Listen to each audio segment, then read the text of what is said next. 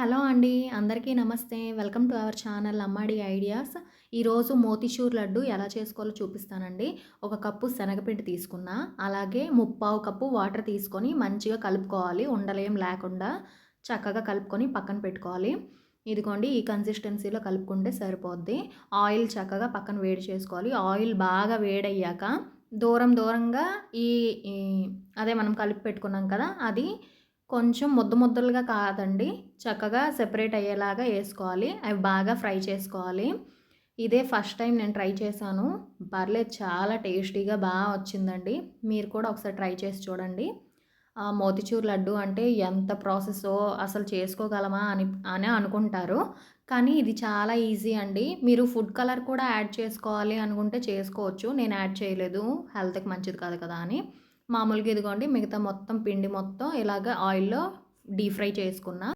ఆ తర్వాత ఇంకో కడాయి తీసుకున్నానండి. ఒక కప్పు శనగపిండి తీసుకున్నాం కదా! ఒక కప్పు చక్కెర తీసుకున్నాను. అలాగే ముప్పావు కప్పు వాటర్ ఏసుకొని అది మొత్తం కరిగించుకుంటున్నాను. ఇటు సైడ్ మనం డీప్ ఫ్రై చేసుకొని పెట్టుకున్నాం కదండీ! అవి చల్లగయ్యాక చిన్న కప్పులో మాత్రమే మిక్సీ పట్టాలండి. పెద్ద కప్పులో అయితే మెత్తగా అవ్వదనమాట. చిన్న కప్పులో ఏసి మిక్సీ పట్టుకున్నాను. అది సైడ్ పెట్టుకున్నాను. ఇటు సైడ్ చక్కెర అలాగే వాటర్ బాగా మరుగుతుందండి. ఇది కొంచెం తేగ పాకం అంటే ఇలా అంటుకోవాలనమాట. అంత పలచగా కాదు. అంత మరీ పాకం రానవసరం లేదు. మామూలుగా వచ్చిన తర్వాత ఇది పక్కన పెట్టుకున్నాం కదా! అది దీంట్లో ఏసుకొని కలుపుకోవడమే. ఆ తర్వాత 1 లేదా 2 టీ స్పూన్ల నెయ్యేసుకొని మంచిగా కలుపుకోవాలి. నెయ్యి స్మెల్ బావుంటదండి. అలాగే నా దగ్గర గుమ్మడి గింజలు, ఇంకా బాదం ఇవన్నీ ఉంటే అవేసుకున్నానండి. అది ఆప్షనలే. ఇదిగోండి. ఆ తర్వాత చల్లారాక ఉండల్లాగా చుట్టుకోవడమే లడ్డూల్లాగా.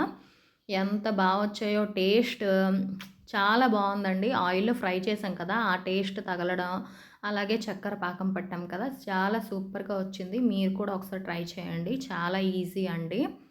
మన ఛానల్‌ని సబ్స్క్రైబ్ చేసుకోండి.